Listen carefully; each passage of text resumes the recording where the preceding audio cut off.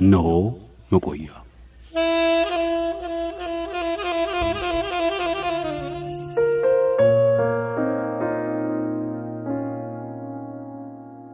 ያልነገሰው አልጋ ወራሽ ሳይፍ አልኢስላም ጋዳፊ።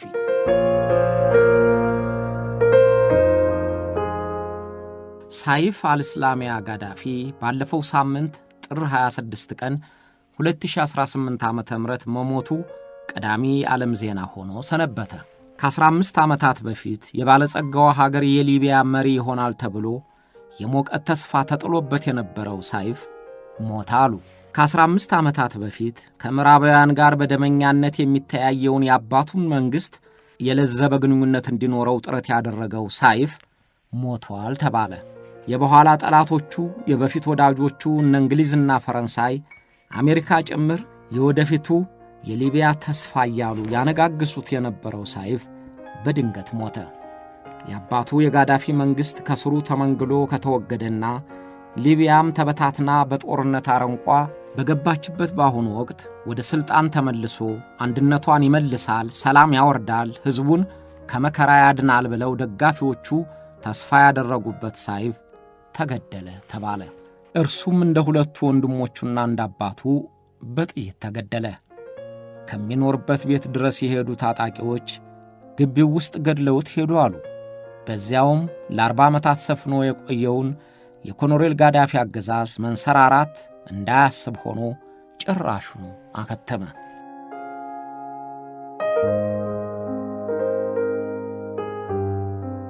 ለሳይፍ አልኢስላም ጋዳፊ ሞት አዲስ ነገር አይደለም። በተለያየ መንገድ ሞት ያስኩህ እያለው አምልጦታል። በጦርነት ውስጥ ሲዋጋ ሞት አላገኘውም። 3 ጣቱን ያቆሰለው ጥይት ለሞት ሳያጋልጠው አልፏል። በሊቢያ እንደ ቋያ እሳት በነደደ አመጽ ውስጥ ታስሯል። ግን አሳሪዎቹ እንደ ወንድሞቹ አሳሪዎች ስላልገደሉት ሞትን አምልጦ ነበር።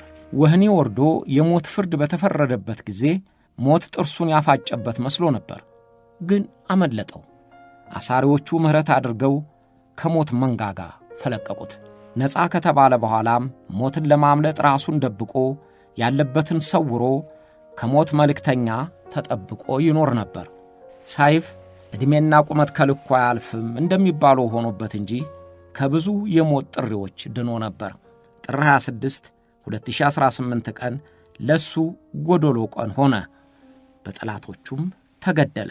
የቀድሞው የጋዳፊ ቃል አቀባይ የነበረው ሙሳ ኢብራሂም እንዳረጋገጠው ሳይፍን ከ3 ቀን በፊት አገይቶት እንደነበርና አንድ የሆነች ሊቢያን ሉዓላዊት ሊቢያን የሕዝቦቿን ሰላም ማየት እንደሚፈልግ ነግሮኝ ነበር ብሏል።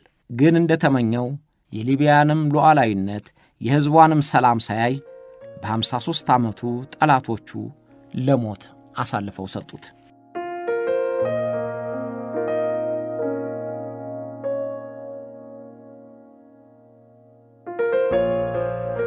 ሳይፍ አልኢስላም ጋዳፊን ማን እንደገደለው የጠራ መረጃ እስካሁን አልተነገረም። አማካሪው አብዱላሂ አብዱራሂም የተናገረውን ዋቢ አድርገው መገናኛ ብዙሃን የዘገቡት ፊታቸውን በጭንብል የሸፈኑ 4 ሰዎች ዛንታን የሚገኘውን ቤቱን ጥሰው ገብተው ጥይት አርከፍክፈውበት መሄዳቸውን ነው።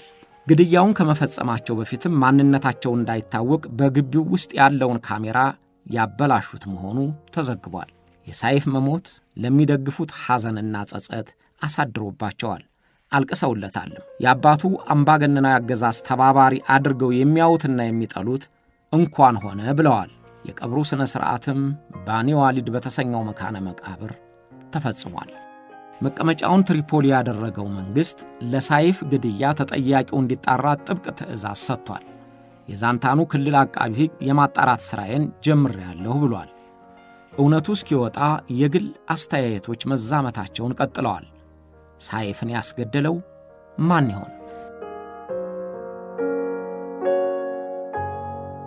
መጀመሪያ ነገር በከፍተኛ ጥበቃ ስር ያለ ታዋቂ ሰው ያላንዳች መከላከል የተገደለው የሚጠብቀው ዘብ አልነበረም ማለት ነውን?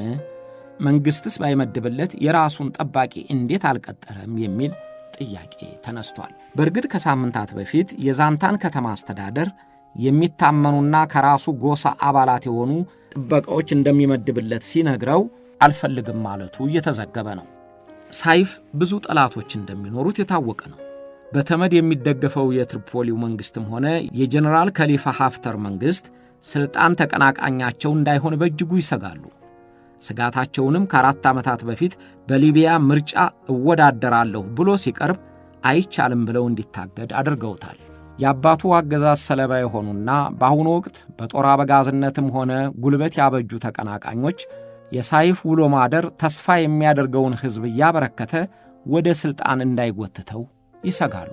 ለየቡድኖቹ ደጋፊ ሆነው የሊቢያ ሀብት ተጠቃሚ የሆኑ የውጭ ኃይሎችም የሳይፍ አቋም ጥቅማቸውን ሊያደናቅፍ ቢችልስ ብለው ሊያስቡ ይችላሉ። እነዚህ ሀገሮች በሊቢያ መከፋፈልና ትርምስ ተጠቃሚ ሆነዋልና አንድነቷንና ሰላሟን መደገፍ ጥቅማቸው ሊሆን አይችልም። ስለዚህ የሳይፍን አቋም ከወዲሁ ማምከን ይፈልጉ ይሆናል። እነዚህና ሌሎችም መላምቶች በአደባባይ እየተነገሩ ነው። የሊቢያ አልጋ ወራሽ ተደርጎ ይቆጠር የነበረው ሳይፍ ግን የምድር ቆይታውን አጠናቋል።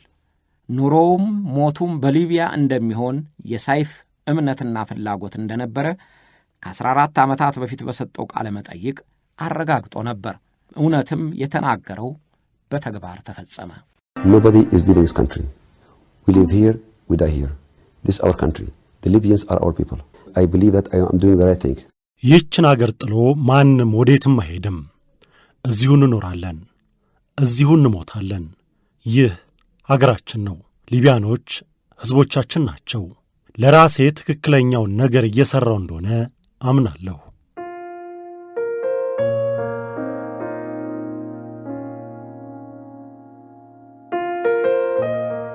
አልሳይፍ አልእስላም ጋዳፊ ያን ጊዜ 38 ዓመቱ በነበረበትና የአባቱ መንግሥት እንደ ንፍፊት የውጥሪት በተያዘበት ወቅት የእርስ በርስ ጦርነቱ በተፋፋመበት ወቅት 1000 ያህል ሊቢያውያን ሞተው ብዙዎች ቆስለዋል በሚባልበት በዚያ የጭንቅ ወቅት እንደ ቃል አቀባይ ሆኖ የፕሮፓጋንዳውን ጦርነት ያፋፍም ነበር። የአባቱ መንግሥት ለተሐድሶ እንዲዘጋጅ ሲያሳስብ የቆየው ሳይፍ በወግ አጥባቂዎች ዓላማው ቢሰናከልበትም ሊቢያ በትርምስና በሽብር ስትናጥ ወትሮም እንዲህ ብዬ ነበር ብሎ አላኮረፈም። በአፍጢሙ ሊደፋ የደረሰውን የአባቱን መንግሥት ቀና ለማድረግ በትጋት ተሳትፏል። ነጋ ጠባ ከዓለም መገናኛ ብዙሃን ጋር እሰጥ አገባ ያዘ። የሚናገረውን ይመኑበትም አይመኑበት ዓለም አቀፍ መገናኛ ብዙሃኑ እሱን ለማግኘት የማያቋርጥ ደጅ ጥናት ያደርጉ ነበር። በሊቢያ የኮሎኔል ጋዳፊን የሥልጣን እንጥል የቆረጠው የሕዝብ ዓመፅ ሳይቀሰቀስ ሳይፍ የጋዳፊ ወራሴ መንግሥት የምዕራቡ ዓለም ወዳጅ ተብሎ ይሞገስ ነበር። ዓመፁ ሲቀሰቀስ ግን ወዳጅነቱን ይፈልጉት የነበሩት የምዕራብ ሀገሮችና መገናኛ ብዙሃን ዱላቸውን ከሚያሳርፉባቸው ውስጥ አንዱ አደረጉት። ከቤተሰቡ ጋር ከውጭ ጉዞ አገዱት። በውጭ ሀገር ያለው ገንዘብም ተያዘበት። እርሱ ግን ወትሮም ምንም ገንዘብ የለኝም ይላል። First of all, we don't have money outside. And everybody knows that. And we were laughing when they said we have money in Europe or Switzerland or something. It's a joke. ቀድሞ ነገር ውጭ ሀገር ገንዘብ የለንም። ይህንን ሁሉም ያውቃሉ። እናም ስዊዘርላንድ ወይንም አውሮፓ ውስጥ ገንዘብ አላችሁ ሲሉ ስቀናል። ይህ ቀልድ ነው።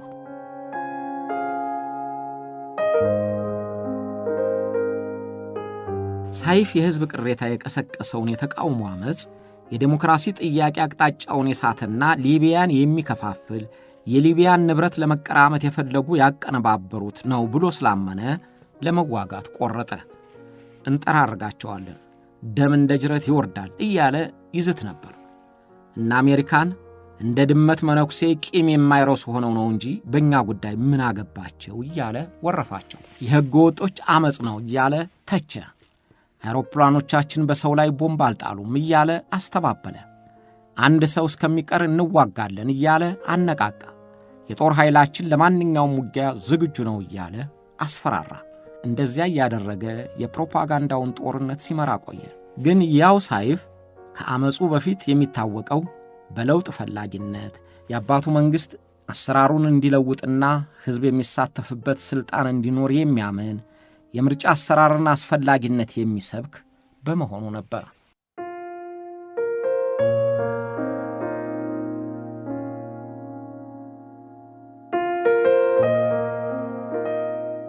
ኮሎኔል ጋዳፊ ከሌሎች ልጆቻቸው ይልቅ ሳይፍን እንደ ቃል አቀባይ ሆኖ እንዲታገል የመረጡት ልሳነ ብዙ መሆኑና ጥያቄዎችን እንዳመጣጣቸው ለመመለስ የተሻለ አቅም እንዳለው ገምተው ይሆናል። ወይም ከአውሮፓውያኑ ጋር ተቀራርቦ ይሰራ ስለነበር ቢናገር ይደመጣል ብለው ይሆናል። ደግሞም ቃለ መጠየቅ ያደረጉለት እነ ቢቢሲ፣ እነ ሲኤንኤን፣ እነ አልጀዚራ፣ እነ ስካይ ኒውስ፣ እነ ኤቢሲ ጥያቄ የመመለስና የተግባቢነት ችሎታውን ባድናቆት ሲጠቅሱለት ነበር። ለምሳሌ ለምን የሕዝብን የዲሞክራሲ ጥያቄ አትመልሱም ተብለው ኮሎኔል ጋዳፊ ለቀረበላቸው ጥያቄ የሰጡት መልስ ድፍን ያለ ነበር። ዲሞክራሲማ አለ፣ ስልጣኑ የሕዝብ ነው። እኔ እኮ ምንም ስልጣን ስለሌለኝ ከየትኛው ቦታ ነው የምወርደው? የጃማህሪያ አወቃቀር ስለማይገባችሁ እኮ ነው ብለው ነበር የመለሱላቸው። ሳይፍ ግን ይህንኑ ጥያቄ ተጠይቆ የመለሰው ከአባቱ በተለየ ነበር። የዲሞክራሲ ጥያቄን ለመቀበል ዝግጁ መሆናቸውን ጠቀሰና አመጹ ግን ታጣቂዎች በጦር መሳሪያ የሚመሩት በሀገር ላይ የተቃጣ ውንብድና በመሆኑ መዋጋት ያስፈልጋል ይላል። እንዲህ እያደረገ ለሚቀርብለት ጥያቄ እየመለሰ ለጥያቄዎቹም በር ሳይዘጋ የአባቱንም መንግሥት እንዳይሳጣ እያደረገ ቆይቶ ነበር። Those are my demands. I said this many times before. You know this. I made a lot of statements about this in the last 10 years. All of us, we want democracy, freedom of press, civil society, election, constitution, whatever. እነዚህ የኔም ጥያቄዎች ናቸው። ይህንን ብዙ ጊዜ መናገሬን ሁሉም ያውቃል። ባለፉት 10 ዓመታት በርካታ መግለጫ ሰጥቻለሁ። ሁላችንም ዲሞክራሲ እንፈልጋለን፣ የፕሬስ ነጻነት እንፈልጋለን፣ ምርጫና ሕገ መንግሥት እንፈልጋለን። ግን ዘይታችንንና የጦር ካምፓችንን በኃይል ለመቆጣጠር የሚፈልግ አሸባሪ ካለ ይህ ተቀባይነት የለውም።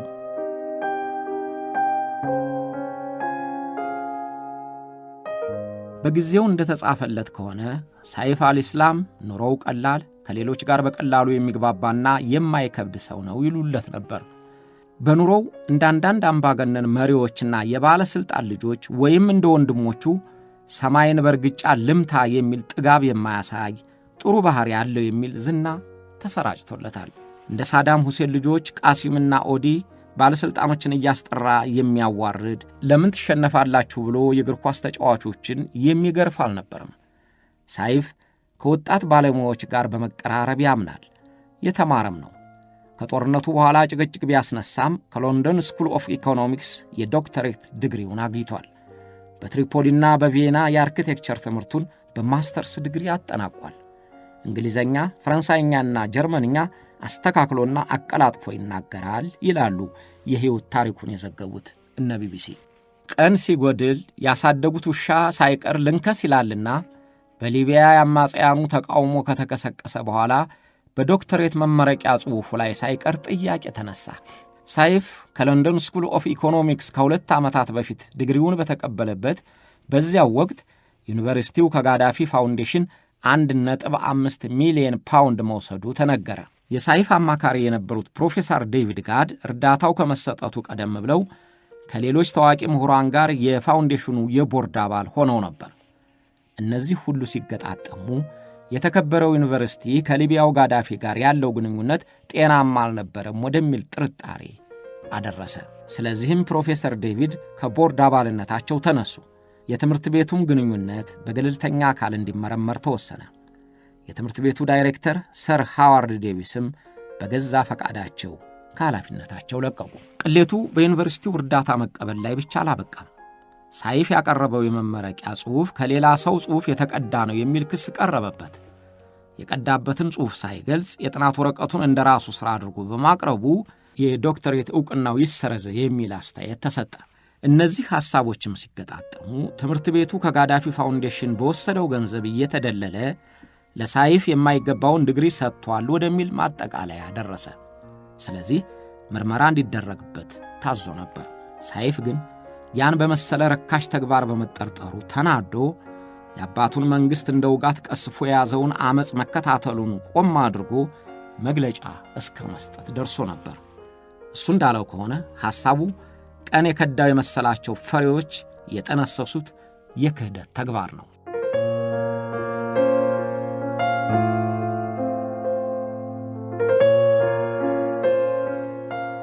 ሳይፍ የአባቱን መንግሥት የፈነገለው ሕዝባዊ ዓመፅ ከመቀስቀሱ 4 እና 5 ዓመታት በፊት ጀምሮ የሊቢያን መንግሥታዊ መዋቅር በተሐድሶ ለመጠገን የሀገሩ ሰዎችና ምዕራባውያን ጋዜጠኞች ጭምር የሚያውቁለት እንቅስቃሴ አድርጓል።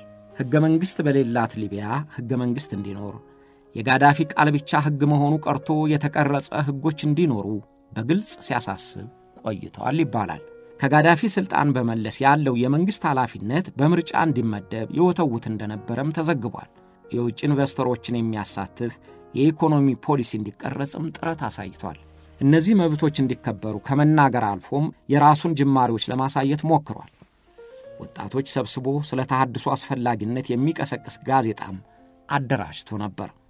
ግን ሐሳቦቹ ወደ ተግባር ሳይሸጋገሩና ህትመት ሳይጀምር እንዲመክን አደረጉበት። እርሱ እንደሚያምነው ከፊቱ እየተጋረዱ እንቅፋት ይፈጥሩበት የነበሩት ወግ አጥባቂዎች የሚላቸው ያባቱ ሹማምንት ናቸው።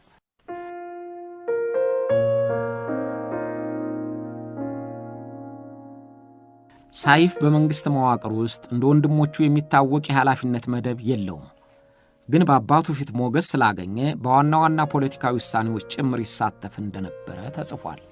በጋዳፊ ስም የሚመራ የበጎ አድራጎት ድርጅት ኃላፊ ሆኖ የሊቢያን ገጽታ አሻሽሎ በሚያሳይ ዲፕሎማሲያዊ ምግባርም ተሰማርቶ ነበር። ሊቢያ ከእንግሊዝ፣ ፈረንሳይና ሌሎች አውሮፓ ሀገሮች ጋር ግንኙነቷን አሻሽላ የነበረው ባልሲያፍ ጥረት ነው ይባላል። የቀድሞ የእንግሊዝ ጠቅላይ ሚኒስትር ቶኒ ብሌር የቤተሰቡ አማካሪ እስከ መባል በደረሰ ወዳጅነት የተቀራረቡት በሳይፍ አማካይነት መሆኑን በወቅቱ የታተሙ ጋዜጦች ዘግበዋል። ሊቢያ ሕዝብ ጨራሽ የጦር መሳሪያዎቿን እንድታጠፋና እንድታስፈትሽ ከተባበሩት መንግስታት ድርጅትና ከአሜሪካ የቀረበባትን ግዴታ ተፈጻሚ እንዲሆን ሳይፍ ብርቱ ሥራ መስራቱም ተመዝግቦለታል። በሉከርቢ ሰማይ ላይ በፈነዳው አውሮፕላን ውስጥ ላለቁት 217 ተሳፋሪዎች ሊቢያ ካሳ እንድትከፍል የቀረበውን የአሜሪካ ጥያቄ አዎንታዊ ምላሽ እንዲያገኝ ያደረገው ሳይፍ ነበር። ሆን ብለው በሊቢያ ሕፃናት ላይ የኤችአይቪ ቫይረስ አስተላልፈዋል ተብለው ታስረው የነበሩትን 6 የቡልጋሪያ ነርሶች ለማስፈታት የተቻለው የሳይፍ ትብብር ስለተገኘ ነው እየተባለ ስሙ በደግ ሲነሳ ቆይቷል። በሉከርቢ ሰማይ ላይ የፈነዳውን የአሜሪካ አውሮፕላን ያፈነዳው ነው ተብሎ ዕድሜ ልክ እስራት ተፈርዶበት በስኮትላንድ እስር ቤት ታስሮ የነበረው አልማርጋኒን ከስር እንዲፈታ ኃላፊነቱን የወሰደውና የተሳካ ውጤት ያገኘው ሳይፍ ነበር። ምዕራባውያኑም እነዚህንና የመሳሰሉትን ተግባሮቹን እየጠቀሱ ችሎታውን እያደነቁ ተግባቢነቱን እያወደሱ የአባቱን የጋዳፊውን መንግሥት ቢተካ ከሊቢያ ጋር ተቀራርቦ መስራት ይቻላል የሚል አስተያየታቸውን ሲሰጡ ነበር። መቼም የዘመናችን ሿሚና ሻሪዎች አንጋሽና አውራጆች መገናኛ ብዙሃን ሆነዋልና በኒውዮርክ ታይምስ የሚሰሩ ጋዜጠኞችም ሳይፍን ለግልጽነትና ለተሐድሶ ልቡን የከፈተ የሊቢያ የወደፊት ተስፋ የሀገሩን አቅጣጫ ወደ ዴሞክራሲ ለመለወጥ ጥረት የሚያደርግ ምሁር እያሉ ሲያሞጋግሱት ከርመዋል። ግን በሊቢያ ሕዝባዊ ዓመፅ ከተቀሰቀሰና ሳይፍ ለአባቱ መንግሥት ከወገነ በኋላ ሙገሳው በፍጥነት ተቋረጠ። የሚያወድሱትን ሳይፍ ከሚጠሉት የጋዳፊ መንግሥት ጋር አብረው ጨፈለቁት። I'm the first person. I'm for all of them. I'm the first person. 10 years ago, I said, we need constitution. We need more freedom. We need democracy. We need election. I said this many times. ከ10 ዓመታት በፊት ጀምሮ ዲሞክራሲ ያስፈልገናል፣ ሕገ መንግሥት ያስፈልገናል፣ የበለጠ ነጻነት ያስፈልገናል፣ ምርጫ ያስፈልገናል እያልሁ ደጋግሜ ለመናገር የመጀመሪያው ሰው ነኝ። አሁን ግን አገሪቱን በምዕራብና በምስራቅ ለመከፋፈል ተነስተዋል።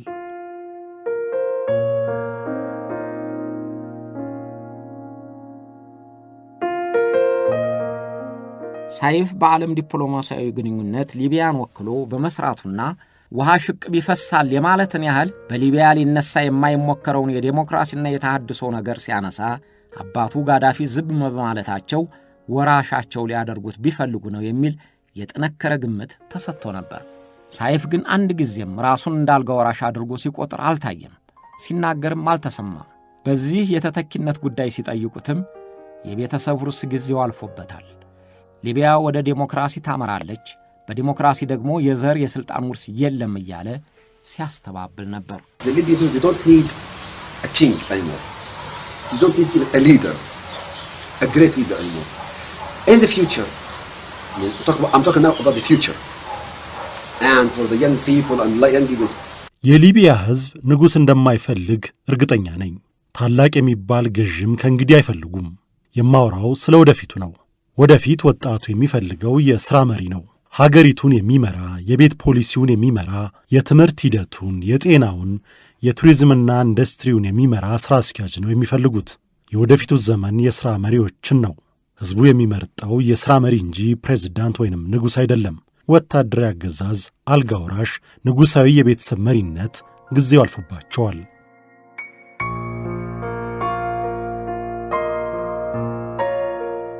አመጹ ከመቀስቀሱ በፊት ሳይፍ ከማንኛውም የፖለቲካ ተሳትፎ ራሱን ማስገለሉን መግለጫ ሰጥቷል።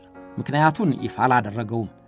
ግን በቴሌቪዥን መግለጫው በፖለቲካ ጉዳይ እንደማይገባ በፊትም ይሳተፍ የነበረው በተቋሞች ክፍተት ይታይ ስለነበረ ያንን ለመርዳት መሆኑን ብቻ ነበር የጠቀሰው።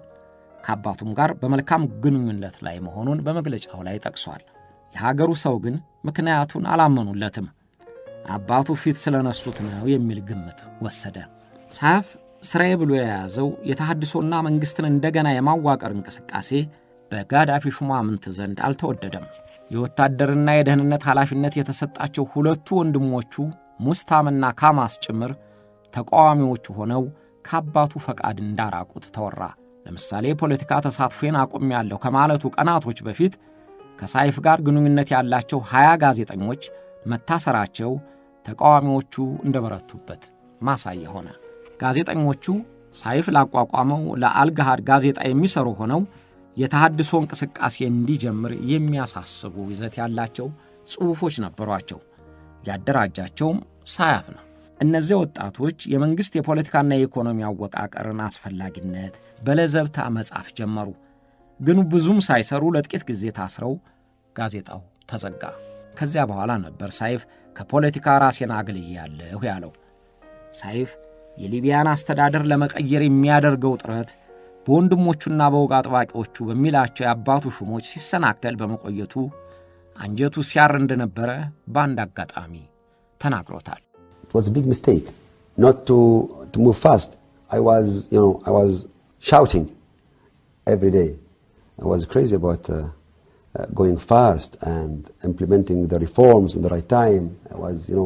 I worked very hard to go, to implement many ideas, but things went wrong. ትልቅ ስህተት ነበር። ስለዚህ ጉዳይ በየቀኑ ጮሄ ነበር። ታድሶን በጊዜው ለመተግበር በፍጥነት እንድንራመድ ወትውቼ ነበር። የተለያዩ ሐሳቦች አቅርቤ ነበር። ግን ነገሮች የተሳሳተ መንገድ ያዙ። አሁን ይኸውና ከአስቸጋሪ ፈተና ጋር ተጋፈጥን።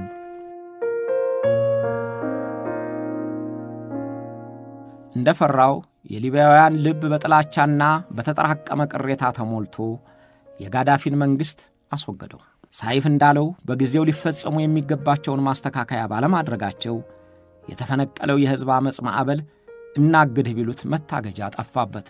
በማዕበሉም ተጠረጉ። ገደቡን ጥሶ የወጣው ማዕበልም በሳይፍም ላይ ተከለበሰበት። በእንደዚህ አይነት የሕዝብ አመጽ ምርጫ የለም፣ ማጣራት የለም፣ ቀድሞ ምን ሰራ ብሎ ነገር የለም። ሁሉም በየደረሰበት ይለበለባል። ሳይፍም ትንሽ ስጋ እንደ መርፌ ተወጋ አይነት ሆኖበት የአባቱን መንግስት ለማዳን ወዲያ ወዲህ ተሯሯጠ። ከደጋፊዎቹ ጋር እናሸንፋለን ብሎ ነበር። አልሆነም። የ40 ዓመቱ የጋዳፊ አስተዳደር ከስሩ ተመነገለ። ምን ጊዜም በጊዜ ያልሆነ መልካም ነገር ቢሆንም ዋጋ ቢስ ይሆናል። አምባገነኖች ልባቸውን የብሪት ሞራ ሲሸፍነው ማድረግ ያለባቸውን ማድረግ አይፈልጉም። ስልጣናቸው የሚያልፍ አይመስላቸውም። ሁሉንም ይነጥቃሉ፣ መስሚያ ጆሮ ያጣሉ። ክፉ ቀን ሲመጣ ግን እናደርገዋለን የሚሉት ሁሉ አይደመጥላቸውም። እንሰጣለን ለሚሉት ተቀባይ አያገኙም። በመጨረሻ ሁሉንም ማተው ያልፋሉ። የጋዳፊን መንግስት እንደዚያው ሆነ። ጥቂት ማሻሻያ ማድረግ እምቢ ብሎ ሁሉ ነገሩን አስረክቦ ተወገደ። ሳይፍ ይህ እንደሚሆን ገብቶት ቀድሞ ቢመክርም አልተሰማም። ክፉ ቀን ሲመጣ ግን እርሱንም አብሮ ደፈቀው።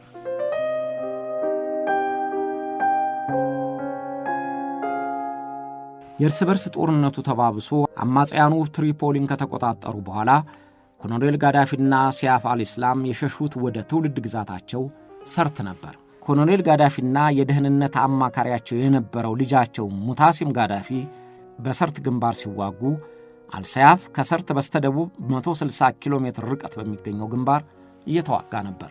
ኔቶ በተዋጊ ጆቶቹ የሊቢያን የጦር ኃይል ሰፈሮች አወደማቸው። ጋዳፊም ከተደበቁበት በአውሮፕላን ተመተው በአማጽያኑ እጅ ወደቁ። ከነልጃቸውም ተገደሉ። The West, we know them very well. When you are strong, they run after you. They are like cats. If you are weak, they want to be like tigers.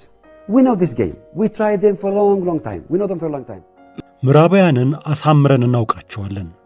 ጠንካራ ሲሆኑባቸው እንደ ድመት ከኋላ ይከተላሉ። ደካማ ሲሆኑባቸው ግን እንደ ነብር መሆን ይፈልጋሉ። ይህን ጨዋታ ከረጅም ጊዜ ጀምሮ እናውቀዋለን።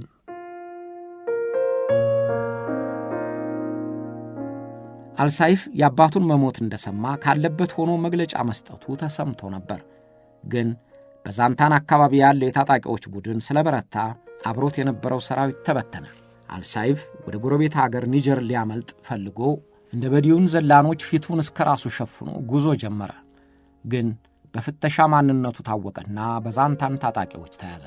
3 ጣቶቹ ቆስለው በፋሻ ታስረውለታል። ህመሙ እየተሰማው ፊቱን ሲያቀጭም ይታያል።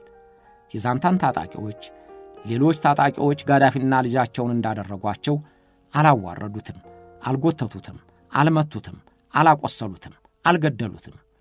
ለዚህም ዋናው ምክንያት በዚያ የሚንቀሳቀሱት ታጣቂዎች የጋዳፊ የጎሳ አባላት ስለሆኑ ነው ተብሎ ተወራ። አልሳይፍን በመኪናና በአውሮፕላን አጓጉዘው በዛንታን ከተማ በቁጥጥራቸው ስር አዋሉት። ያን ጊዜም አሳሪዎቹን ጦርነቱና አመጹ የአሸባሪዎችን ፍላጎት ማስፈጸሚያ መሆኑን፣ የውጭ ሀገር ሊቢያን ለገንዘቧ ሲሉ ሊቀራመቷት ስለፈለጉ መሆኑን፣ ሊከፋፍሏትም እንደሆኑ ይነግራቸው ነበር። አልሳይፍ በዛንታን ታጣቂዎች ምክንያት ከጋዳፊ ልጆች በሊቢያ በሕይወት ለመቆየት ብቸኛው ልጅ ሆነ።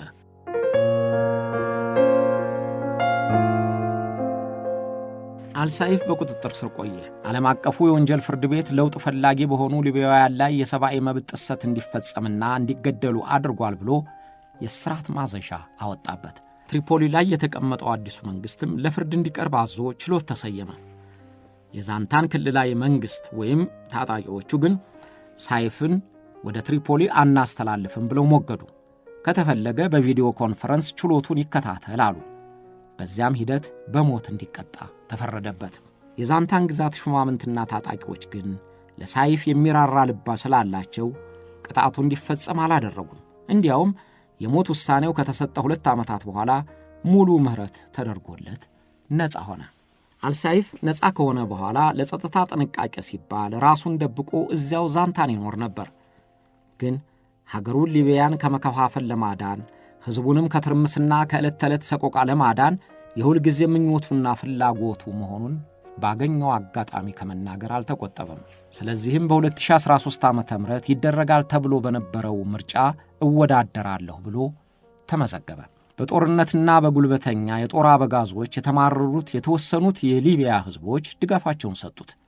ግን በምስራቅ ሊቢያ መንግስት መስርቻለሁ የሚለው የጀነራል ከሊፋ ሀፍተር ቡድንና በተባበሩት መንግስታት ድርጅት ድጋፍ የሚሰጠው የትሪፖሊው መንግስት የአልሳይፍ ለምርጫ መቅረብ አላስደሰታቸውም ወይም አሰጋቸው። ምንም እንኳን እርስ በርሳቸው ተፋላሚዎች ቢሆኑም በሳይፍ ጉዳይ ግን ተመሳሳይ አቋም ያዙ። ስለዚህ የመወዳደር መብት የለውም የሚል ውሳኔ ተላለፈበት። በዚያውም እርስ በርሳቸውም የሚስማሙ አልነበሩምና በሊቢያ የምርጫ ነገር ጭራሹን ቀረ። እስካሁንም የሚነሳ ነገር የለም። አልሳይፍ ኑሮውን በዚያው በዛንታን አድርጎ ቆየ።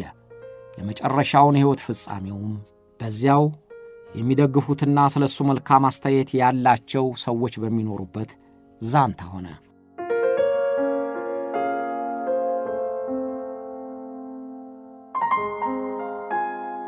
ሳይፍ በስራትና በቤቱም በነበረበት ጊዜ የአባቱ መንግስት ለምን እንደወደቀ ምንስ ማድረግ ይሻል እንደነበረ ለማጤን እድል አግኝቷል። ከምዕራባውያን ጋር ወዳጅነት ፈጥረው ስለነበር ያጠቁናል ብለው አለመጠርጠራቸው፣ የሀገራቸውን መከላከያ በዘመናዊ ትጥቅ አለማደራጀታቸው ለሽንፈታቸው ምክንያት መሆኑን እየጠቀሰ ሲቆጭ ተሰምቷል። ምዕራባውያኑ ሊቢያን ለመበታተን የፈለጉትም በጋዝ ሀብቷና ከ100 ቢሊዮን ዶላር በላይ ያላት ተቀማጭ ገንዘብ ስላቋመጣቸው መሆኑንም ተናግሯል። 40 ዓመት ድረስ የማንወጣው ጉድጓድ ቆፍረውብናል። ከፋፍለው አገሪቷን እያፈራረሷት ነው። ካልነቃን መከራ ውስጥ እንደወደቅን መቅረታችን ነው ይል ነበር አሉ። በእርግጥ ሊቢያ በአሁኑ ጊዜ በ3 ግዛቶች ተከፋፍላለች። የጋዝ ሀብቷ የጦር መሳሪያ በሚሸጡት ምዕራባውያን እየተወሰደ ነው። ከየትኛውም ግዛት ወደ የትኛውም እንደ ልብ መንቀሳቀስ ቀርቷል። በዚያው ባሉበት እንኳን ወጥቶ መግባት አስተማማኝ አልሆነም። ከ15 ዓመታት በፊት ሕዝብ ተቃውሞውን ያሰማው ጠመንጃውንም ያነሳው ዴሞክራሲ፣ ነፃ ፕሬስ፣ የሰብአዊ መብት ብሎ ነበር። አሁን ግን እነዚያን የመብት ጥያቄዎች ማሰብ ለሊቢያኖች ቅንጦት ሆኗል። ለነሱ የአሁኑ ጥያቄያቸው በሕይወት የመኖር ያለመኖር ጉዳይ ማረጋገጥ ብቻ ሆኗል። ነግቶ መምሸቱን መሽቶ መንጋቱን ማየት ብቻ ሆኗል። አልሳይፍ እስላሚያ ጋዳፊም ሀገሩን ከነበረችበት የመከፋፈልና የመመሰቃቀል አደጋ ለማውጣት እንደተመኘ የሊቢያን አንድነትና ሉዓላዊነት ሳያይ የሊቢያውያን ስጋት ተቀንሶ ሳያይ አለፈ። እርሱም እንደ 2 ወንድሞቹ የጥይት ራት ሆኖ አለፈ። የጋዳፊ ዘር ወደ ፖለቲካው ወንበር የመመለስ ተስፋውም በዚያው ተሟጠጠ።